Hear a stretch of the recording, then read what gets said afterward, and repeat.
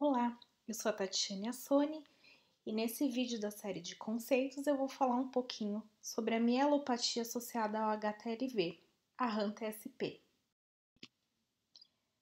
Bom, apenas cerca de 1 a 5% dos indivíduos que são infectados pelo HTLV vão desenvolver doenças ao longo da sua vida. Entre elas, a gente pode destacar a ATL, que é a leucemia de células T do adulto, a HAM-TSP, que é a mielopatia associada ao HTLV, além de outras doenças de caráter inflamatório. Então, eu vou falar um pouquinho hoje sobre a HAM-TSP e eu acho que a maior pergunta que a gente se faz é quem e quando vai desenvolver alguma doença relacionada ao HTLV. Infelizmente, nem tudo ainda tem resposta. Mas eu vou tentar falar um pouquinho sobre a HAM-TSP e passar um pouquinho do conhecimento que a gente tem até hoje. Então, vamos lá. A HAM-TSP é uma doença caracterizada por espasticidade progressiva, fraqueza dos membros inferiores, dor lombar e problemas urinários.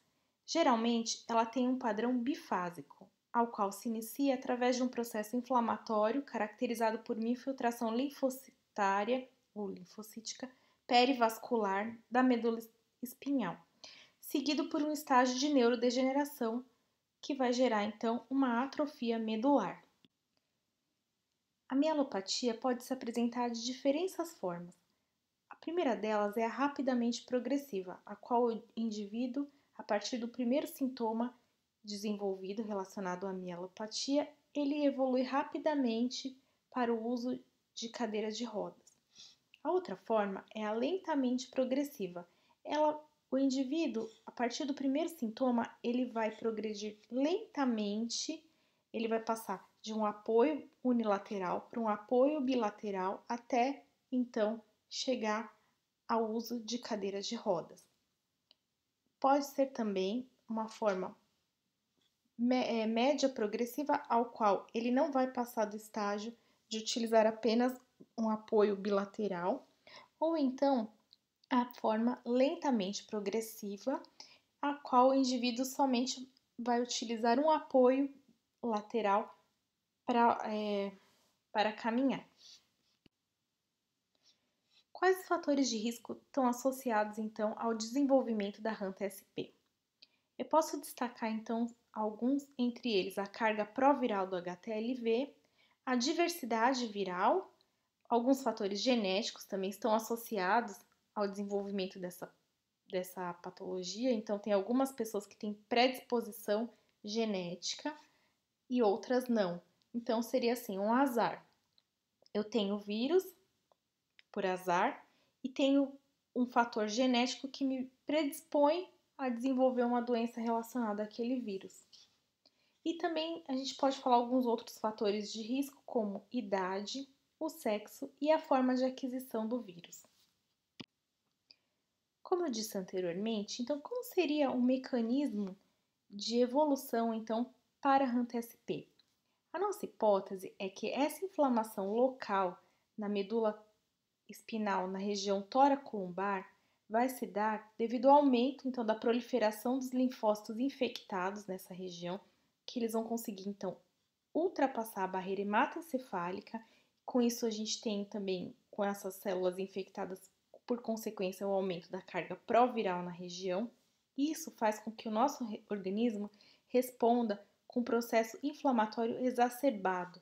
Esse processo inflamatório vai então lesar a bainha de mielina do nosso nervo. A bainha de mielina é o que recobre, ela é a proteção do nervo. E aí, quando a gente perde essa proteção, esses mediadores inflamatórios eles vão ser tóxicos para o nosso nervo e eles vão lesar o nervo.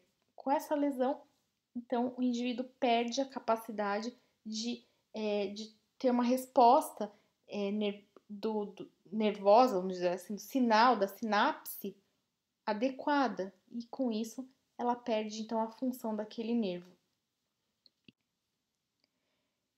E hoje existem alguns critérios diagnósticos para definir então um caso de HAM-TSP.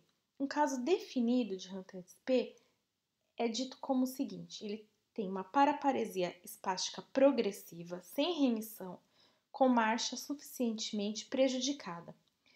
Sintomas ou sinais sensoriais podem estar presentes, assim como também sintomas relacionados aos esfíncteres urinário e anal. Presença de anticorpos anti-HTLV1 no soro e no líquor também estarão presentes. E, para que se defina realmente um caso, é necessário que se exclua outras doenças que podem se assemelhar à HANTA-SP.